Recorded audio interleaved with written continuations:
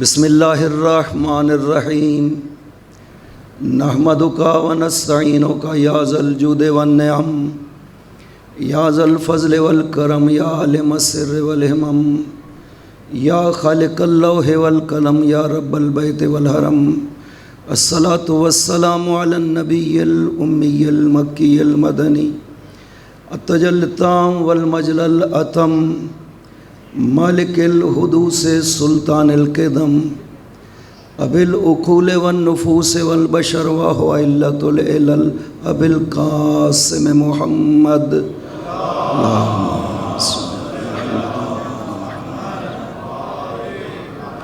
وعلى ابن عمه ووارث علمه وخلیفته سید الاولیاء والوصیین امیر المؤمنین وعلى السيدة المعصومة الجليلة التي هي جوهرة القدس من الكنز الخفي بدت فبدت عاليات الأحرف أئمة الغر بل أبيها سيما بقية الله الأعظم في الأرضين روحي له الفداء وأرواح العالمين ولعنة الله على أعدائهم أجمعين اما بعد بسم اللہ الرحمن الرحیم وجعلناہم ائمۃ یہدون بامرنا واوحینا الیہم فعل الخیرات واقام الصلاۃ وایتاء الزکاۃ وکانوا لنا عابدین صلوات بر محمد اللہم صلی علی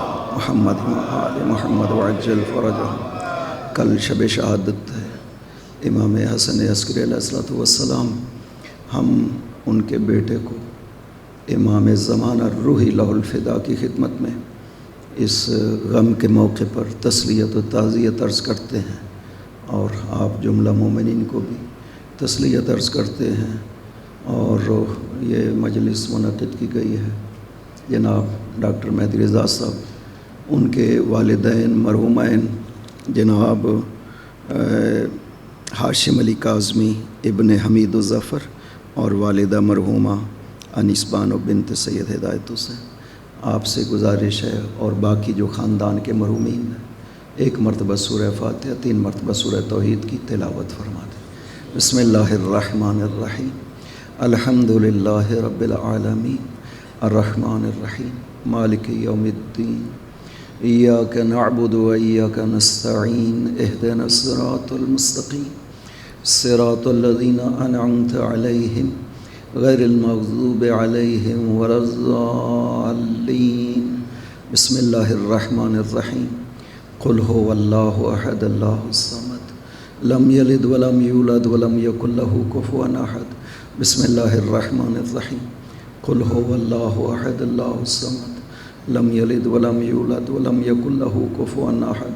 بسم اللہ الرحمن الرحیم قل هو اللہ احد اللہ الصمد لم یلد ولم یولد ولم یکن له کفوا احد۔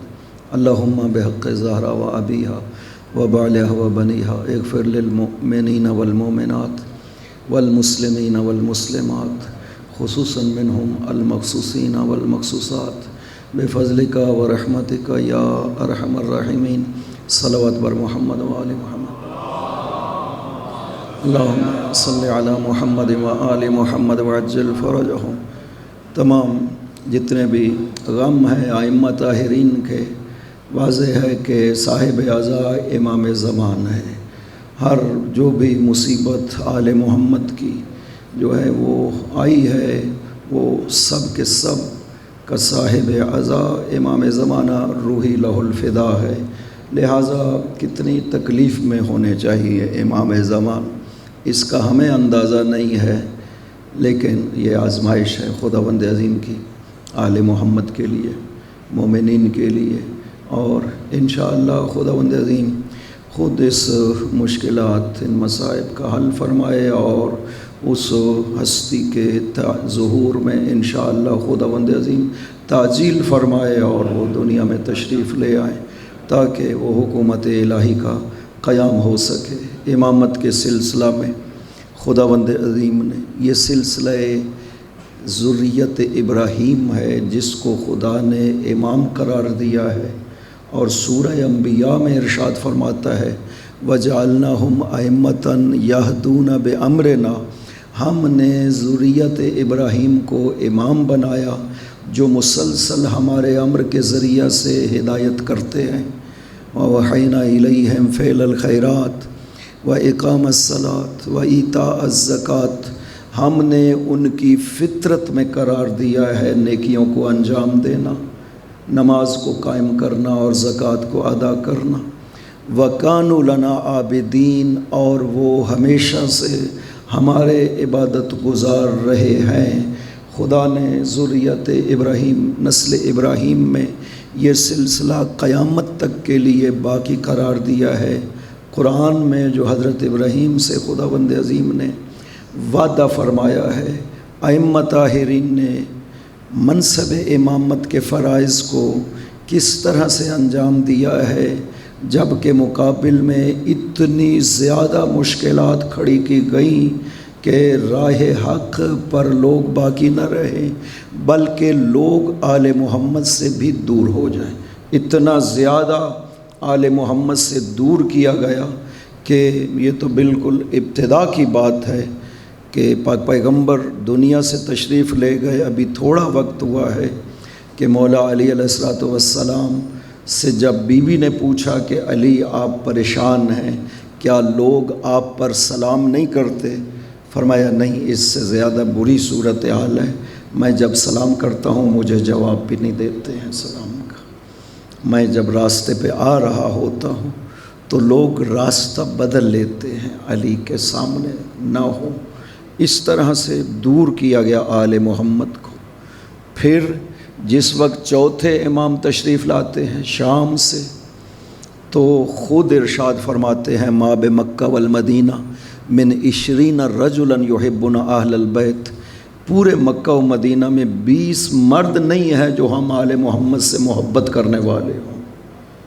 یہ حال ہو گئی، آل محمد معاشرے میں اجنبی ہو گئے، بالکل اجازت نہیں ہے کسی کو بھی در آل محمد پہ آنے کی۔ اس کے بعد 3 اماموں کو موقع ملتا ہے کام کرنے کا، چونکہ بنو امیہ کی حکومت کمزور ہو رہی تھی، بنو امیہ عباس کی حکومت نئی قائم ہو رہی تھی، لہٰذا موقع ملا۔ چوتھے امام نے وہ زمینہ فراہم کیا، مقدمہ فراہم کیا، اور 5ویں اور 6ٹھے امام نے اس طرح سے کام کیا کہ مسجد کوفہ میں 900 محدث بیٹھ کر کے قال صادق کی حدیثیں بیان کرتے ہیں جو امام صادق سے سنی گئی ہے۔ یہ کام ہوا ہے آل محمد کا۔ پھر جو دوسرا دور ہے صادق آل محمد کا صلوات اللہ وسلام علیہ، صلوات اللہم صلی علی محمد و آل محمد۔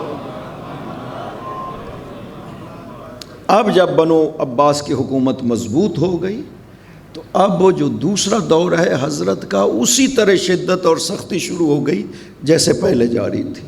نتیجتاً کبھی مجبور کیا جاتا ہے صفا کی طرف سے، آپ کو ہیرا بلا کر کے رہنے پہ کچھ عرصہ آپ مجبور ہو کر کے ہیرا میں رہتے ہیں، اور صورتحال اس طرح شدت کر دی گئی کہ کوئی حضرت کے قریب نہ آ سکے۔ 148 ہجری میں شہادت ہو جاتی ہے 6ٹھے امام کی، اور 7ویں امام کا دور امامت شروع ہوتا ہے 148 ہجری میں۔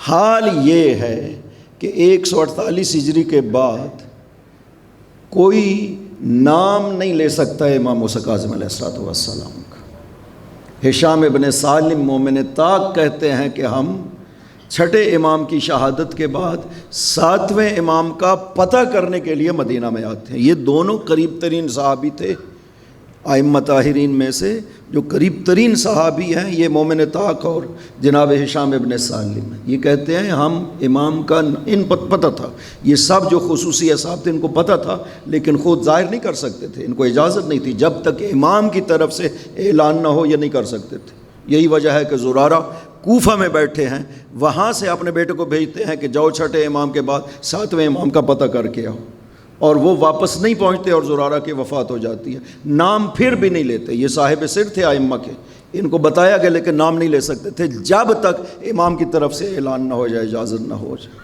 لہٰذا یہ مدینہ میں آتے ہیں یہ پتہ کرنے کے لیے کہ 7ویں امام کون ہے۔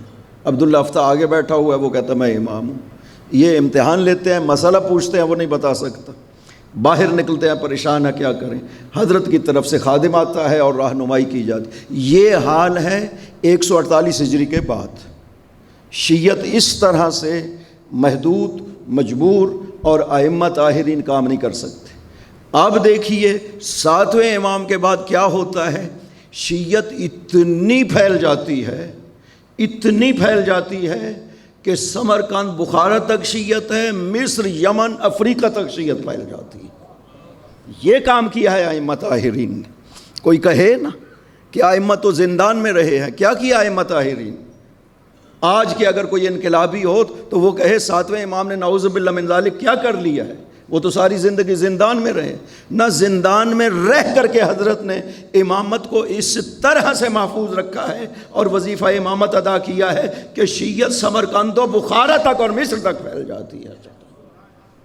آپ دیکھیے کہ یہ 148 کے بعد کی حالت ہے کہ نام نہیں امام کا لے سکتے، اور اس کے بعد کیا کیا 8ویں امام نے، 9ویں امام نے، 10ویں امام نے، 11ویں امام نے کیا کیا ہے کہ شیعت اتنی عام ہو جاتی ہے کہ 10ویں امام زیارت جامع کبیرہ ارشاد فرماتے ہیں مقامات ائمہ بتانے کے لیے لوگوں کو۔ یہ زیارت جامع کبیرہ کیوں 10ویں امام نے فرمائی ہے؟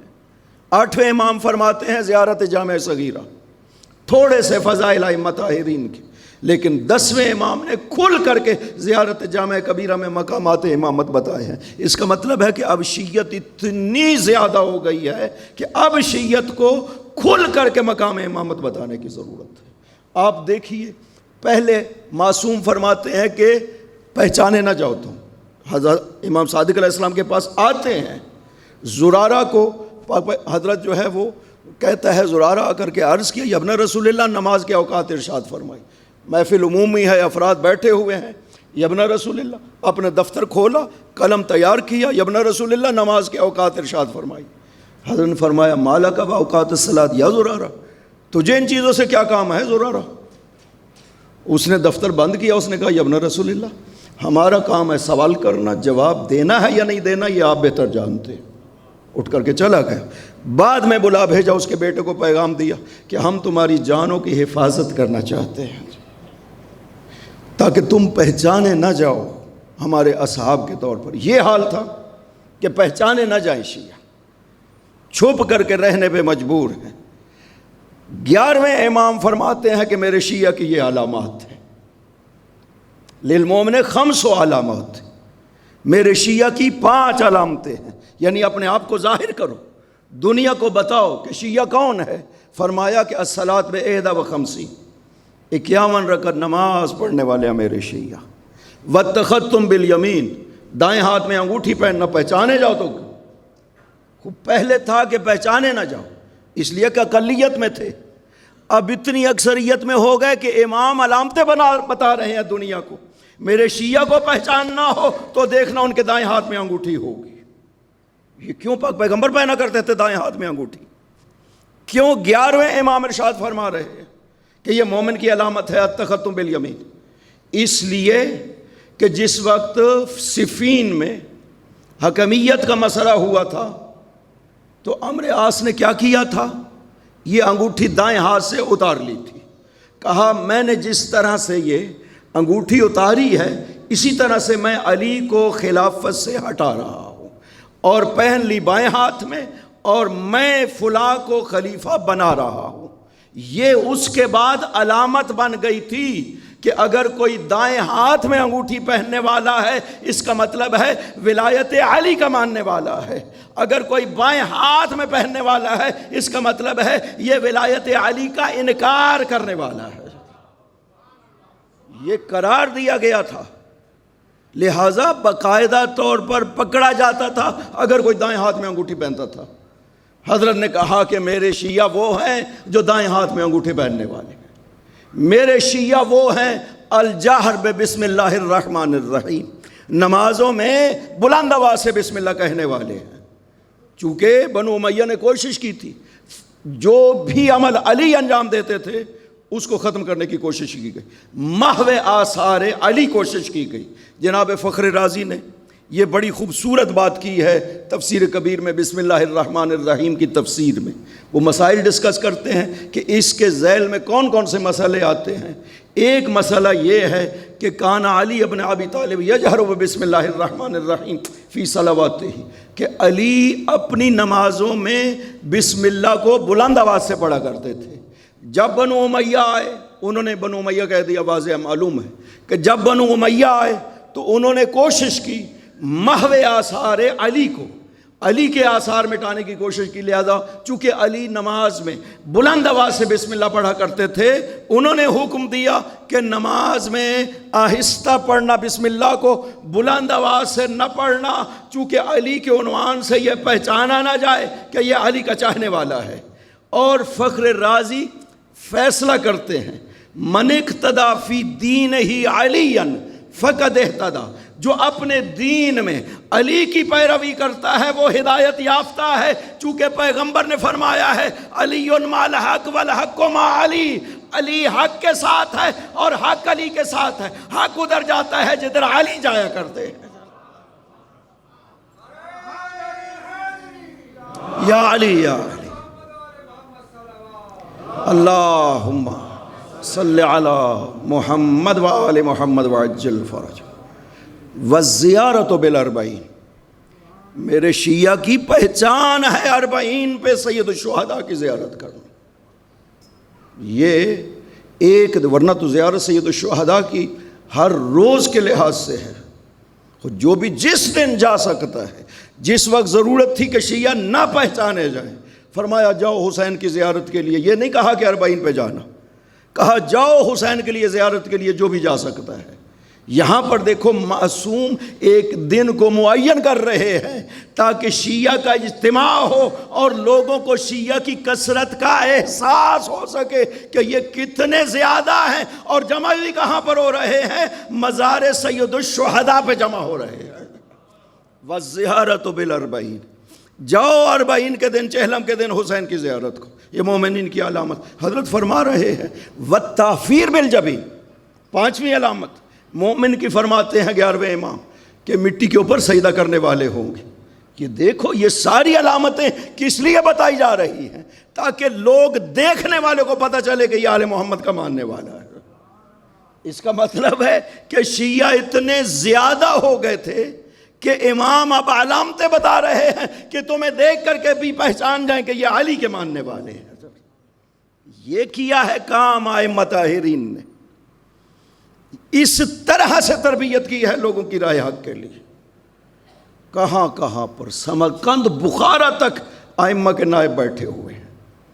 یہ جو تشریف لے گئے تھے نا 8ویں امام نیشاپور اور خراسان، یہ برکات تھی شیعت کے لیے، خدا کا بندوبست در حقیقت یہ شیعت کے لیے، کہ آپ کے وہاں تشریف لے جانے سے کہاں کہاں نمائندگی پہنچی۔ آج کہا جاتا ہے نا کہ ہم امام کی تقلید کرتے ہیں، ہمیں کسی اور کی تقلید کی ضرورت نہیں تھی، نہ ائمہ نے آپ کے لیے بیج بویا ہے اس مسئلہ کا۔ چھٹے امام فرماتے ہیں، کب؟ یہ چھٹے امام ارشاد فرمائے ابان ابن تغلب اجلس فی المسجد و افتل الناس، ابان جاؤ مسجد میں بیٹھو اور لوگوں کو فتویٰ دو۔ انی احب ان یری فی اصحابی مثلک، میں چاہتا ہوں کہ میرے اصحاب میں تو جو جیسے افراد ہونے چاہیے۔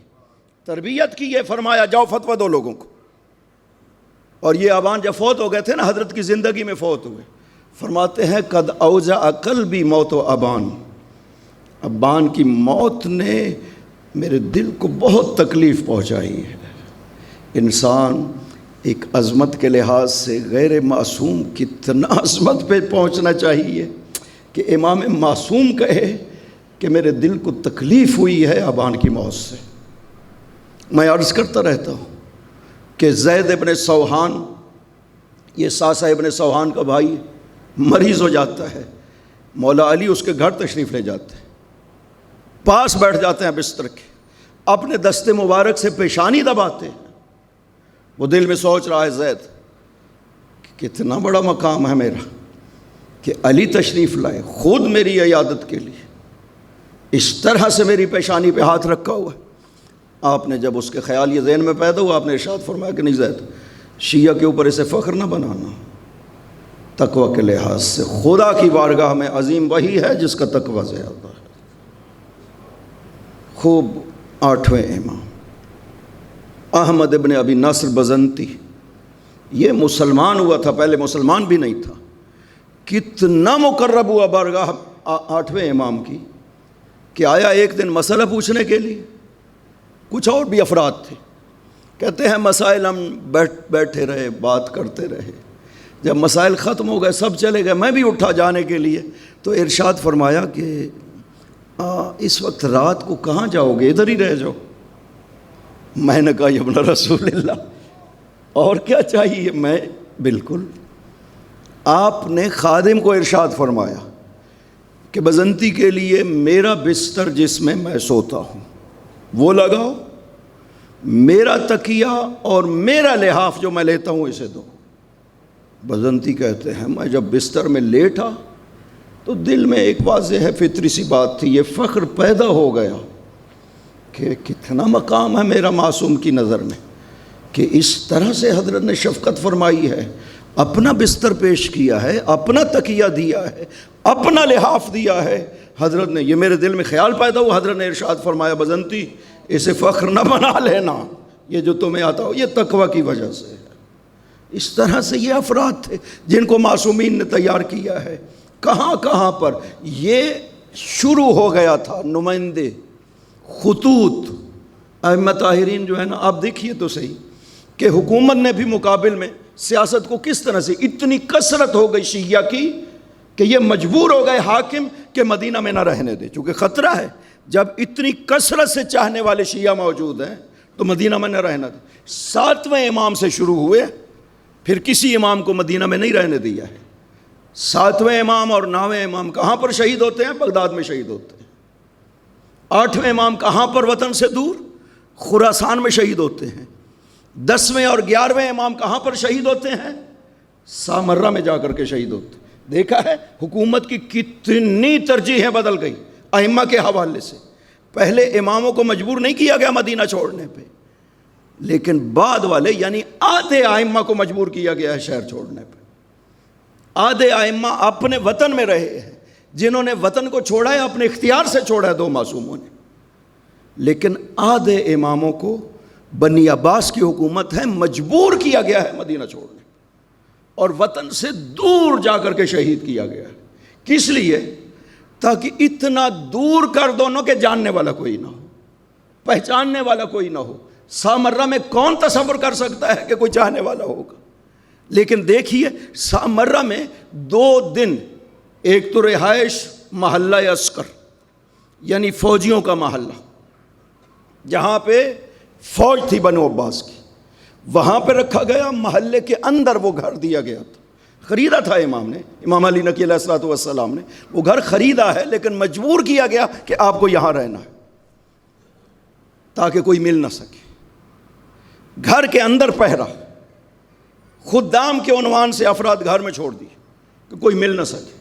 نتیجہ یہ ہوتا کہ 2 دن امام کو دربار لے جایا جاتا تھا، پیر کے دن اور جمعرات کے دن 2 دن دربار جاتے ہیں۔ حال یہ ہوتا ہے کہ سامرہ کے محلے، گلیاں اور سڑکیں سب بھر جاتی تھی امام کی زیارت کے آنے والے۔ یہ لے گئے تھے سامرہ، مدینہ سے ہزاروں کلومیٹر دور لے گئے تھے تاکہ کوئی جاننے والا نہ۔ نتیجہ کیا نکلا کہ شیعت پھیلتی چلی گئی۔ جیسے جیسے یہ خدا کا بندوبست ہو، جیسے جیسے یہ امام کو دور لے گئے، شیعت پھیلتی چلی گئی۔ 8ویں امام کو خراسان لے گئے، شیعت کہاں تک؟ افغانستان تک پھیل گئی۔ آپ کو سامرہ لے گئے، باقی ائمہ کو بغداد لے گئے، شیعت پھیلتی چلی گئی۔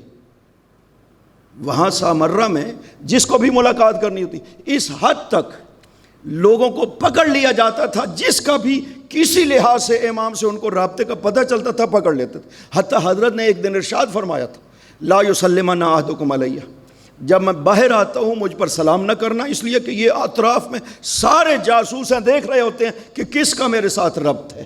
اب ان حالات میں امام جو ہیں وہ خطوط اپنے نمائندوں کو بھیجتے ہیں، ملاقاتیں بھی ہو رہی ہیں، حتیٰ کہ اس طرح سے یہ نظام بنایا تھا نا اپنے نمائندوں کا، سفراء وکلاء وکیل ائمہ طاہرین کے سمرقند تک وکیل بیٹھے ہوئے تھے، وہاں سے وفد آتا ہے، نیشاپور سے تھے ظاہر، سامرہ آتے ہیں سہم امام لے کر کے، انہوں نے کہا ہم نمائندے کو نہیں دیں گے، خود امام کی خدمت میں لے جائیں گے۔ یہ تصور پیش آتا رہتا ہے کہ وہ علاقے کے لوگ سمجھتے ہیں کہ ہم نمائندوں کو نہیں دیتے، وہ نمائندے جو ہیں وہ مکمل اختیار کے ساتھ حضرات نے فرمایا ہوا تھا معصومین نے کہ یہ مال فلاں جگہ خرچ کرنا ہے، فلاں جگہ خرچ کرنا ہے، اتنا ہم تک پہنچو، یہ سب ائمہ نے فرمایا ہوا تھا۔ وہاں کے لوگوں نے کہا کہ جی نہیں، ہم تو خود معصوم کو دیں گے، لے آئے وہاں سے مال اٹھا کر کے، سامرہ پہنچے حضرت کی خدمت میں، کہا کہ ابن رسول اللہ یہ لائے ہیں آپ کا مال ہے۔ آپ نے فرمایا تو وہاں میرے نمائندے کو کیوں نہیں دیا؟ انہوں نے کہا ابن رسول اللہ ہم نے سوچا کہ آپ تک پہنچائیں، نہیں وصول کیا، فرمایا واپس جاؤ اسی کو دو جا کر کے۔ انہوں نے کہا ابن رسول اللہ اب تو ہم آ چکے ہیں، فرمایا نہیں میں نے اسے بتایا ہوا ہے کہ کہاں پہ خرچ کرنا، ادھر ہی لے جاؤ، ادھر نہیں میں چاہیے۔ اس طرح سے معصومین نے یہ نظام بنایا ہے۔ بہت خطوط نشر ہوئے ہیں معصومین سے، یہ جو آخری ائمہ طاہرین ہیں، آپ دیکھیے نتیجہ کیا نکلا کہ ائمہ طاہرین کو یہاں سے دور کیا مدینہ سے، نتیجہ کیا نکلا کہ ائمہ کم عمر میں شہید کر دیے گئے۔ 9ویں امام کتنی عمر مبارک تھی؟ سب سے کم ترین عمر مبارک 25 سال امام محمد تقی علیہ الصلوۃ والسلام کی، روحی لہ الفدا، اللہم صلی علی محمد و آل محمد وجہ۔ اگلے آپ کے بیٹے 10ویں امام روحی لہ الفدا صرف 41 سال کی عمر مبارک میں شہید کر دیے جاتے، اور پھر آپ 11ویں امام روحی لہ الفدا صرف 28 سال کی عمر مبارک میں شہید کر دیے جاتے۔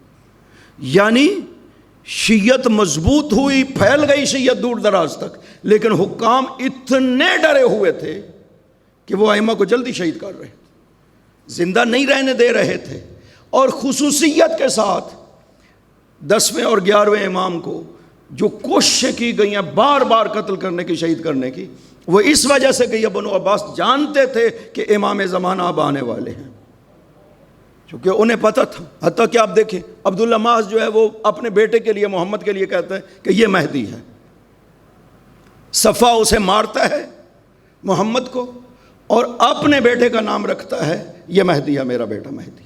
یعنی ابن عباس کو اتنا یقین تھا اور اتنا پتہ تھا۔ کثرت سے ائمہ نے فرمائی روایات، پاک پیغمبر نے فرمائی ہے روایات، ایک ایک امام کا بتایا ہے سید الشہداء 9واں بیٹا ہوگا، اسی طرح زین العابدین 8واں بیٹا ہوگا۔ امام رضا علیہ السلام فرماتے ہیں میرا 3را بیٹا جب شہید ہو جائے گا تو وہ فتنہ چھا جائے گا دنیا کے اوپر۔ یہ اتنا معین کر کے ائمہ نے بتایا کہ کسی کو کوئی شک و شبہ نہیں تھا کہ امام زمانہ امام عسکری علیہ السلام کے بیٹے۔ اللہم صلی علی محمد و آل محمد وعجل فرجہ۔ لہٰذا بار بار کوشش، 3 حاکم تھے بنو عباس کے آپ کے دور، مستعین تھا، معتز نے پہلے 10ویں امام کو شہید کیا تھا، اس کے بعد مستعین، اس نے کوشش کی تھی آپ کو شہید کرنے کی لیکن خود مارا گیا، اس کے بعد مہتدی، اس نے تو حتیٰ اعلان کیا تھا کہ میں قتل کروں گا، زمین کو ختم، یعنی آپ کے وجود سے پاک کروں گا۔ آپ جیل میں تھے، حضرت نے خود ارشاد فرمایا، ابو ہاشم جعفری بیان کرتے ہیں کہ یہ طاغوت کہتا ہے کہ مجھے قتل کرے گا، اس کی اپنی عمر کم رہے گا، یہ 3 دن کے اندر اندر مارا گیا معتدی۔ اس کے بعد معتمد، اس کی باری آتی ہے، مختلف، یعنی اس دور میں بھی آپ کا دور امامت صرف 6 سال کا ہے، 254 ہجری سے لے کر کے 260 ہجری تک، یہ 6 سال کا دور ہے امامت۔ اس میں بھی آدھا وقت جیل میں رہے ہیں، باوجود اس کے کہ وہ نظر بندی والا گھر تھا، اس کے باوجود بھی راضی نہیں ہوئے، آدھا دور جو ہے وہ جیل میں رکھا ہے۔ مہتدی نے رکھا، مستعین نے رکھا جیل میں، قتل بھی کرنا چاہتے تھے، معتمد نے 3 سال جیل میں رکھا ہے آپ کو، حتیٰ کہ وہ مختلف افراد کے جو جیل والے تھے ان کو دیا گیا، وہ نہریر ایک تھا، یہ خادم تھا، اس کا غلام تھا معتمد کا، اس کو بیوی نے کہا، یہ بہت ظالم تھا، اس نے ظلم کیا حضرت کے اوپر، بیوی نے کہا کہ کچھ خوف خدا کرو، وہ مقدس ہستی ہے جو تیری جیل میں ہے، خدا سے نہیں ڈرتے ہو کہ خدا کا عذاب تم پر نازل ہو؟ اس نے جب بیوی کی یہ بات سنی تو اس نے کہا کہ اب تو پھر میں ان کو شیروں کے آگے ڈالوں گا۔ جا کر کے اوپر حاکم سے اجازت لی، اجازت ہے کہ میں اب شیروں میں ڈال دوں؟ کہا کہ ٹھیک ہے ڈالو۔ خوب 6 شیر تھے اور حضرت کو شیروں میں ڈال دیا گیا۔ آپ نماز پڑھ رہے تھے، انہوں نے دیکھا اور شیر اطراف میں سر جھکا کر کے کھڑے ہوئے تھے،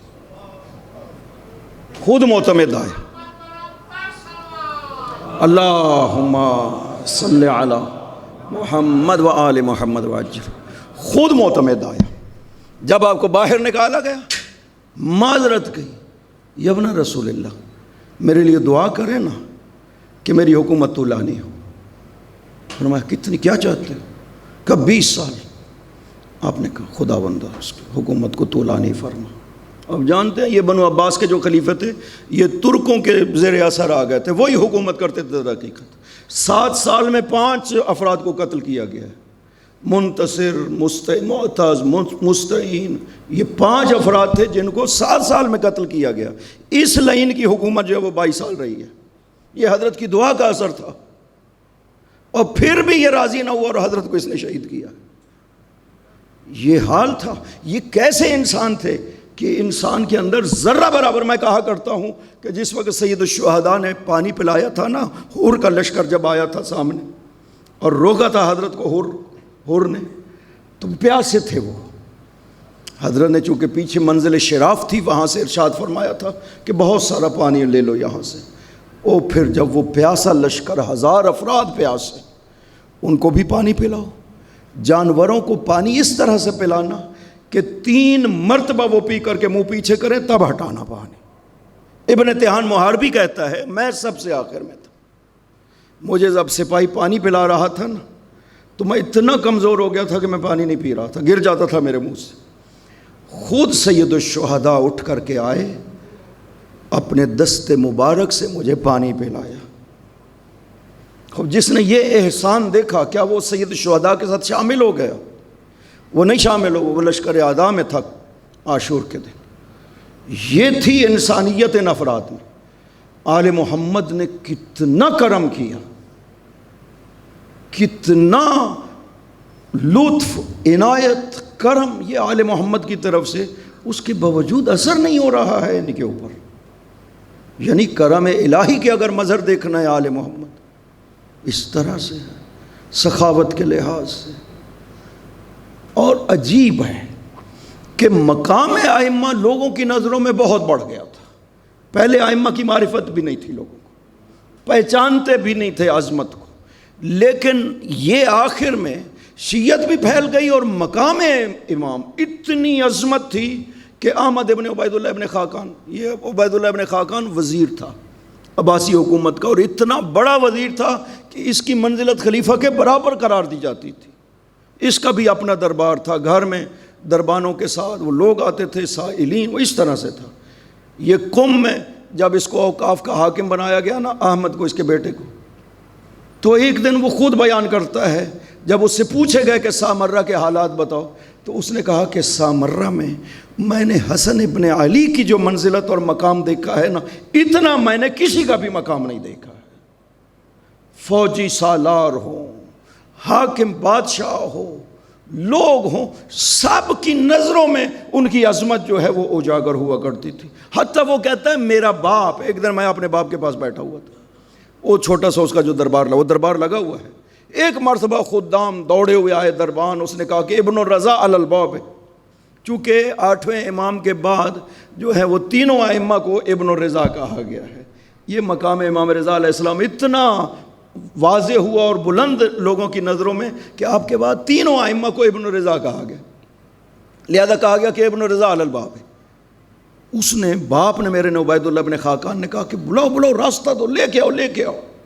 کہتے اس نے اتنا کہا کہ میں پریشان ہو گیا کہ یہ کون آیا ہے، اور ایک تو نام نہیں لیا گیا آنے والے کا، کنیت کے ساتھ بیان کیا گیا، ابن الرضا کہا گیا، نام نہیں لیا گیا، حالانکہ اجازت نہیں تھی باپ کی کہ خلیفہ اور اس کے بیٹوں کے علاوہ کسی کو کنیت کے ساتھ نہ بلانا۔ کہتے ہیں میں نے دیکھا کہ ایک جوان خوبرو داخل ہوا اور میرا باپ اپنی جگہ سے کھڑا ہو کر کے آگے بڑھتا ہے اور جا کر کے سلام کرتا ہے، پیشانی کا بوسہ دیتا ہے، اور پھر اپنی جگہ پہ لا کر کے بٹھایا اور بار بار کہہ رہا تھا بے ابی انت، میرا باپ آپ پہ قربان ہو۔ کہتا میرے تعجب میں اور اضافہ ہو گیا کہ یہ کون ہستی ہے جس کو میرا باپ جو خود اتنا بڑا تھا بنا ہوا لوگوں کے سامنے، وہ اس طرح سے خطاب کر رہا ہے۔ تو پھر میں نے جب وہ تشریف لے گئے تو میں نے دربانوں سے پوچھا کہ یہ کون تھے؟ کہا گیا کہ یہ حسن ابن علی ہے۔ کہتا ہے دل میں یہ خلش رہی کہ میرا باپ ان کا احترام کیوں کرتا ہے۔ رات کو جب میرا باپ اپنے کمرے میں بیٹھا ہوا تھا تو میں نے اجازت لی اور داخل ہوا اور میں نے باپ سے پوچھا کہ میں آپ سے ایک سوال کرنا چاہتا ہوں۔ کہا پوچھو۔ کہا یہ بتائیے یہ جو آج جوان آئے تھے یہ کون تھے؟ انہوں نے کہا کیا؟ کہا کہ آپ نے اتنا اس کا احترام کیا ہے کہ میرے لیے یہ تعجب کا باعث ہے۔ تو باپ نے کہا کہ یہ انہو، اس کا جو لفظ ہے انہو امام الرافضہ، یہ شیعہ کا امام ہے۔ کہا کرم میں، عظمت میں، عفت میں، زہد میں، پاک دامنی میں، اس سے بڑھ کر کے اس کائنات میں کوئی نہیں ہے۔ اگر آج خلافت اس حاکم خلیفہ سے نکلتی ہے تو روح زمین پر مستحق خلافت یہی ہے، اور ان کے باپ بہت عظیم تھے اگر تم ان کے باپ کو دیکھ لیتے۔ یہ عظمت ائمہ طاہرین کی اپنے اور مخالف سب کی نظروں میں اجاگر ہو گئی تھی۔ یہ کام کیا ہے ائمہ طاہرین میں کہ باوجود اس کے کہ وہ دوڑ دیکھے، اور ساتھ ساتھ معجزات کا اظہار بھی۔ ایک مرتبہ اس نے معتمد نے پیغام بھیجا کہ آپ تشریف لے جائیے، میرا کاتب ہے نصرانی انوش، وہ چاہتا ہے کہ اس کے بچوں کی دعا کے لیے آپ تشریف لے جائیں۔ ہے وہ بچوں کو غسل تعمید جو دیتے ہیں عیسائی، وہ دینا چاہتا ہے۔ اس نے درخواست کی ہے کہ آپ تشریف لے جائیں، ہم آپ کو تکلیف نہ دیتے، لیکن اس کا بہت اصرار ہے کہ آپ تکلیف۔ آپ وہ سواری پر سوار ہوئے، تشریف لے گئے۔ وہ شہر سے باہر رہتے تھے، جو کہ عیسائیوں کو اجازت نہیں تھی شہروں میں رہنے کی، لہذا وہ شہر سے باہر رہتے تھے۔ تو آپ جب تشریف لے گئے تو وہ سامنے بڑے بڑے عیسائی، ان کے علماء سب کھڑے ہیں، وہ خود بھی انوش کاتب کھڑا ہوا ہے، سینے پہ تورات ہے، انجیل ہے، اور حضرت سے عرض کرتا ہے ابن رسول اللہ مجھے معاف کریے جو میں نے آپ کو تکلیف دی ہے، لیکن تکلیف دینے کا صرف مقصد یہ تھا کہ یہ آپ ہیں بقیہ رسالت و نبوت۔ وہ جو خصوصیات مسیح میں پائی جاتی تھی نا، وہ آپ کی ذات میں نظر آتی ہیں، اس لیے نحن نتقرب ببقیت الرسالت والنبوہ، ہم برکت حاصل کرنا چاہتے ہیں یادگار رسالت و نبوت کی دعا کے ذریعے سے۔ آپ اندر تشریف لے گئے، دونوں بیٹے اس نے لٹائے ہوئے تھے۔ آپ نے ارشاد فرمایا کہ یہ تیرا بیٹا 3 دن کے بعد فوت ہو جائے گا، اور یہ بیٹا جوان ہوگا، مسلمان ہوگا اور ہمارا چاہنے والا ہوگا۔ اس نے کہا یا ابن رسول اللہ، یہ جو آپ نے ارشاد فرمایا ہے نا، اس نے میرے دل کو مطمئن کر دیا۔ اب یہ ایک بیٹے کی موت میرے لیے آسان ہو گئی جو آپ نے ارشاد فرمایا۔ باقی عیسائی علماء نے کہا تم اتنا کر رہے ہو تو خود مسلمان کیوں نہیں ہو جاتے ہو؟ اس نے کہا میرے بارے میں میرے مولا بہتر جانتے ہیں۔ تو اس طرح سے مقام اور عظمت اپنے پرائے سب ائمہ طاہرین کے مقام کے معترف تھے، اور مسلسل معجزات کا اظہار بھی ساتھ ساتھ ائمہ طاہرین کے۔ جعفر ابن شریف یہ بڑا معروف جو ہے وہ واقعہ ہے آپ کی زندگی کا سامرہ میں۔ جعفر ابن شریف جرجانی جو ہے وہ جرجان سے آتا ہے، آپ کی زیارت کے لیے حج پہ جا رہا تھا۔ عرض کیا یا ابن رسول اللہ، آپ کو شیعہ جرجان کے جو ہیں وہ سلام عرض کر رہے ہیں۔ آپ نے ارشاد فرمایا مگر تم نے واپس نہیں جانا جرجان؟ اس نے کہا جی میں حج کروں گا اور پھر انشاءاللہ واپس جاؤں گا۔ فرمایا آج سے ٹھیک 170 دن کے بعد تم واپس جرجان جاؤ گے، حج کرو گے، 170 دن کے بعد تم جرجان جاؤ گے، 3 جمادی ثانی کو تم جرجان پہنچو گے، میں 3 جمادی ثانی کو خود جرجان آؤں گا اپنے شیعہ کی ملاقات کرنے کے لیے۔ ائمہ طاہرین معجزات کے ذریعے سے بعض جگہوں پہ تشریف لے کر کے گئے ہیں، لہذا جعفر ابن شریف کہتا ہے کہ میں نے کچھ اور باتیں بھی کی تھی کہ یا ابن رسول اللہ وہ فلاں شخص جو ہے وہ بہت چاہنے والا ہے اور 1,00,000 درہم آپ کے شیعہ پہ خرچ کرتا ہے، آپ نے اس کو دعا دی۔ فرمایا کہ اسے خداوند بیٹا دے گا، اسے کہنا کہ اس کے بیٹے کا نام حسن احمد رکھنا۔ پھر 3 جمادی ثانی کو کہتا میں واپس پہنچا، شیعہ ملنے کے لیے آئے، میں نے بتایا کہ آج حضرت تشریف لے کر کے آئیں گے، اور ظہر کے وقت جو ہے وہ حضرت تشریف لے کر کے آئے تھے۔ آج بھی جرجان میں وہ جگہ زیارت گاہ ہے، اس گھر میں چونکہ امام تشریف لے کر کے گئے تھے، اس گھر میں یہ عظمت ائمہ طاہرین۔ اور سب سے اہم ذمہ داری جو آپ کی تھی نا، وہ امام زمانہ کے وجود کی حفاظت تھی، چونکہ اب وہ حجت الہی جس کی پاک پیغمبر بھی فرماتے رہے، ائمہ طاہرین بھی فرماتے رہے کہ وہ دنیا میں تشریف لائیں گے، وہ چونکہ دنیا میں تشریف لا رہے تھے۔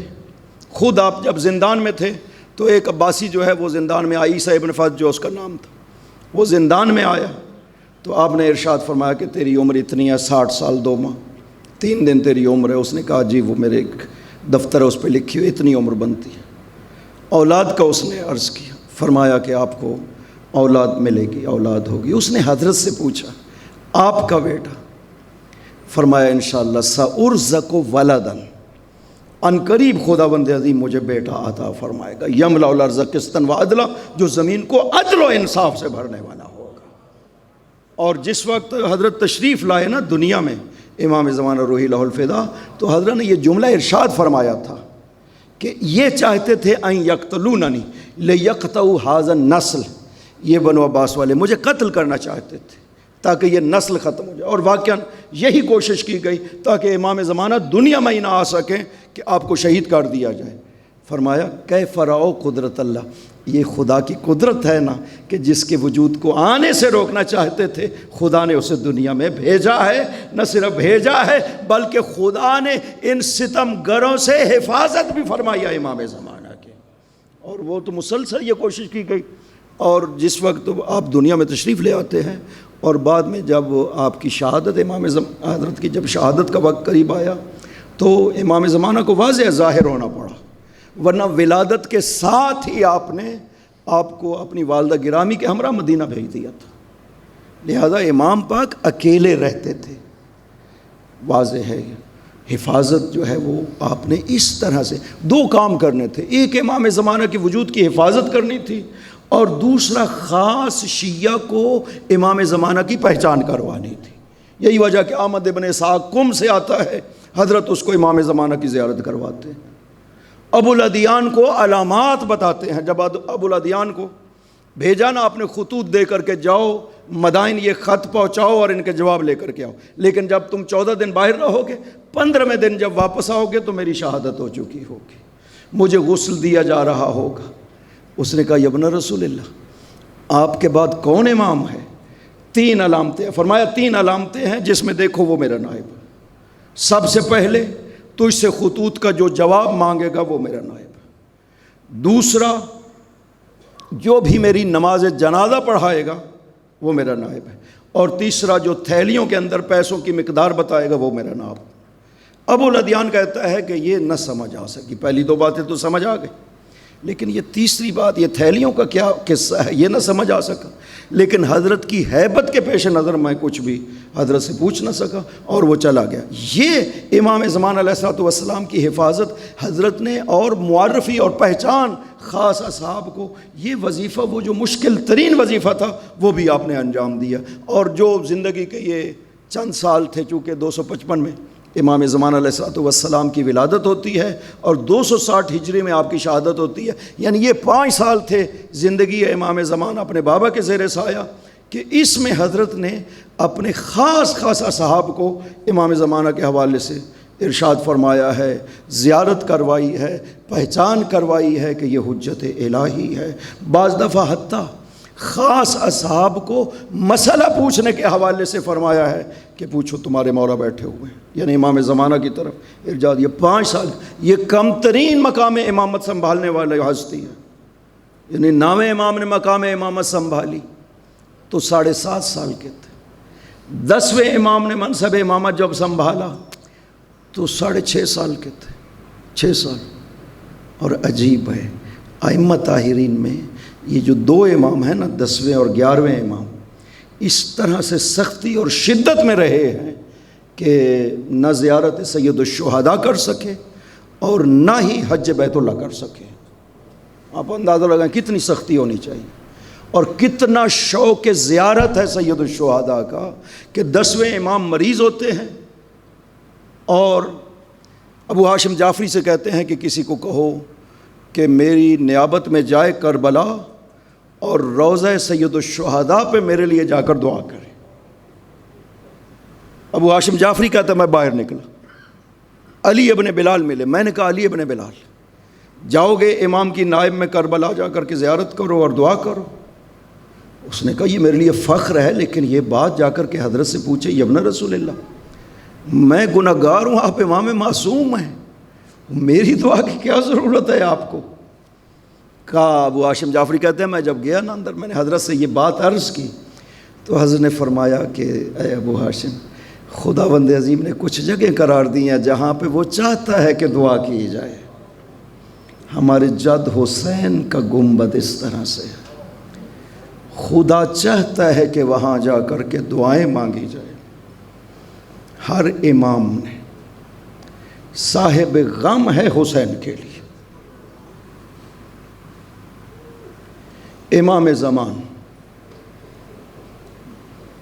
غربت میں زندگی کیسے ہوتی ہے؟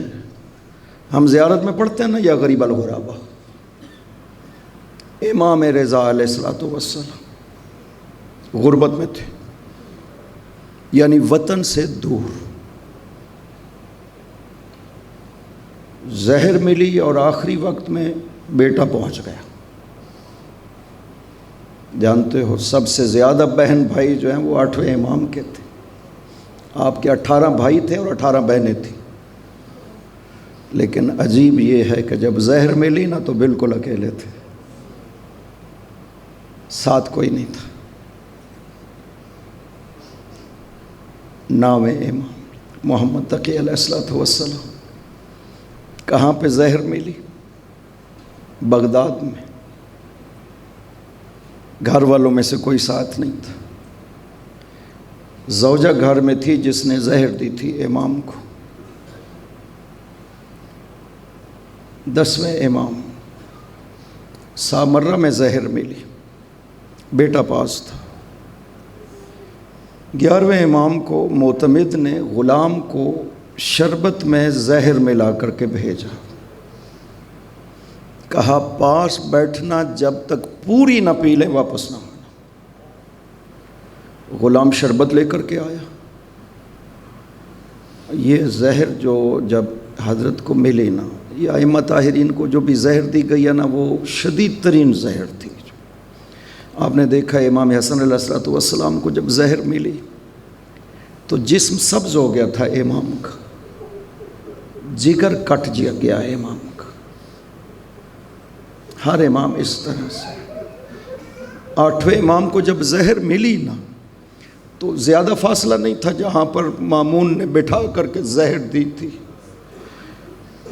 گھر آتے آتے کئی مرتبہ راستے میں بیٹھے تھے،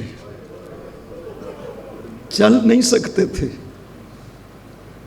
گھر پہنچے، خدام نے اصرار کیا کہ ہم امام کے بغیر کھانا نہیں کھائیں گے۔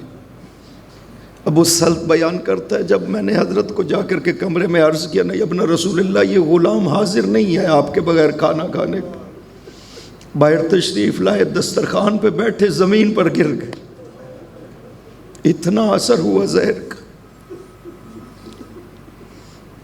جب آپ کو بھی زہر ملی نا،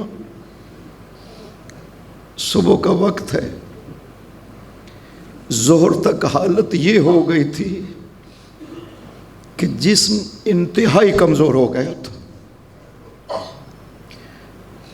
زہر 2 کام کرتی ہے انسان کے ساتھ، ایک پیاس بہت لگتی ہے،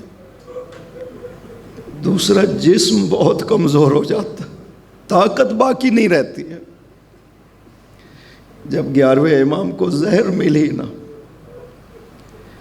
تو جسم کی حالت یہ ہو گئی تھی کہ تڑپتا تھا جسم، لرزہ طاری ہو گیا جسم۔ عقید خادم سے کہا کہ عقید جاؤ نا اس حجرہ میں میرا بیٹا بیٹھا، اسے بلا کر کے لے آؤ۔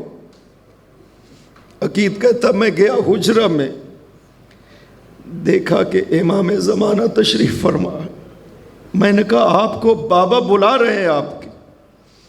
آئے امام زمان، اپنے بابا کا سر اپنی گود میں لیا تو امام نے فرمایا یا سیدہ اہل بیتی، وہ میرے اہل بیت کے سردار، انی ذاہب الی ربی، میں اپنے رب کے حضور جانے والا ہوں. اسقنی شربتا من الماء، بیٹا مجھے پانی پلاؤ، میں پیاسا ہوں، مجھے پیاس لگی ہے. عقید کہتا ہے جب امام زمانہ نے اپنے بابا کو پانی دیا نا تو میں دیکھ رہا تھا کہ اتنی شدت سے زہر نے اثر کیا تھا کہ پانی امام پی نہیں پا رہے تھے. اپنے بیٹے کی گود میں آپ کا سر تھا جب دنیا سے چلے گئے. اب مسلمانوں، اکثر ائمہ آخری وقت میں ان کا سر ان کے بیٹے کی گود میں تھا. علی دنیا سے جا رہے ہیں تو امام حسن کی گود میں. ہر امام اس طرح سے. آپ بھی بے شک اپنے وطن سے دور تھے، آپ کی وطن پہ بہن بھی موجود تھی، بیوی بھی موجود تھی، لیکن مدینہ میں تھی، بالکل اکیلے تھے. ایک 5 سال کا بیٹا ہے جس نے اپنے بابا کا سر گود میں لیا ہوا. پانی مانگا، کہا بیٹا میں پیاسا ہوں، مجھے پانی پلائیے. بیٹے نے پانی پیش کر دیا، پلانے کی کوشش کی جو زہر کے اثر کی وجہ سے آپ پی نہ سکے. لیکن مولا یہ تو اطمینان تھا نا کہ آپ کا سر آپ کے بیٹے کی گود میں ہے. مولا کوئی مارنے والا موجود نہیں تھا آپ کو. آپ یہ مطمئن تھے کہ آپ کی بہنوں کا پردہ نہیں لوٹا جائے گا. لیکن لا یوم کا یوم کا یا ابا عبداللہ، مولا حسین جیسا دن کوئی دن نہیں ہے. یہاں برعکس ہے کہ جوان بیٹا آ کر کے کہتا ہے بابا مجھے ایک گھونٹ پانی مل جائے، اسقنی شربتا من الماء، بابا مجھے ایک گھونٹ پانی مل جائے میں تاکہ جنگ کر سکوں. علی اکبر تیرے بابا کے پاس پانی نہیں ہے، لیکن بیٹا اپنی زبان میرے منہ میں رکھو. علی اکبر نے جب زبان دی نا اپنے بابا کے منہ میں تو فوراً نکال کر کے کہا بابا آپ کی زبان تو میری زبان سے بھی زیادہ خشک ہے. کہا بیٹا جاؤ، نانا تمہارا انتظار کر رہے ہیں. یہی وجہ ہے کہ جب علی اکبر گھوڑے سے زمین پر آئے تھے نا، علی اکبر نے یہ نہیں کہا تھا کہ بابا میری مدد کریے، یہ کہا تھا بابا نانا نے مجھے پانی پلا دیا، آپ کا انتظار کر رہے ہیں. لیکن ایک اور منظر ہے جس میں حسین نے آپ کو بھی شریک قرار دیا. ایک مرثیہ پڑھا کہ جب علی اصغر کو لے کر کے گئے نا سید الشہداء، پانی کا سوال کیا تھا. ایک بلند ٹیلے پہ کھڑے ہوئے، علی اصغر کو دونوں ہاتھوں پہ بلند کیا اور لشکر اعداء سے کہا کہ دیکھو تمہاری دشمنی ہے تو حسین سے ہے. یہ میرا بیٹا اتنا پیاسا ہے، کیف یتلذہ، کہ یہ کس طرح سے پیاسا ہے کہ ہونٹوں کو کھولتا ہے اور بند کر لیتا ہے، یہ سانس بھی نہیں لے پا رہا ہے. ایک گھونٹ پانی دے دو. کسی نے جواب نہ دیا، پانی نہ دیا. حسین نے آپ کو یہ پیغام دیا ہے لیتکم فی یوم عاشورا جمیعا تنظرونی کیف استشقی فابوا ان یرحمونی. او میرے شیعوں، کاش تم کربلا میں موجود ہوتے، دیکھتے میں کیسے علی اصغر کے لیے پانی مانگ رہا تھا. ابوا ان یرحمونی، انکار کر دیا مجھ پہ رحم کرنے سے. علی اصغر کی مصیبت کو حسین نے آپ کو بیان کیا ہے، اس لیے کہ حسین کے لیے کربلا میں یہ سب سے بڑی مصیبت تھی علی اصغر کا شہید ہونا. لیکن ایک وقت وہ آیا جب حسین بالکل اکیلے رہ گئے اور امام زمانہ موجود تھے، اپنے بابا کا سر گود میں لیا ہوا تھا، پانی بھی دے رہے تھے. میں قربان جاؤں او حسین پر شہید کربلا کہ وہ آخری وقت تھا جب حسین زمین کربلا پہ لیٹے ہوئے ہیں. وہ شمر جالس علی صدرہ، شمر کے ہاتھ میں خنجر ہے. حسین کے گلے کو 12 ضربوں سے کاٹنا چاہتا ہے۔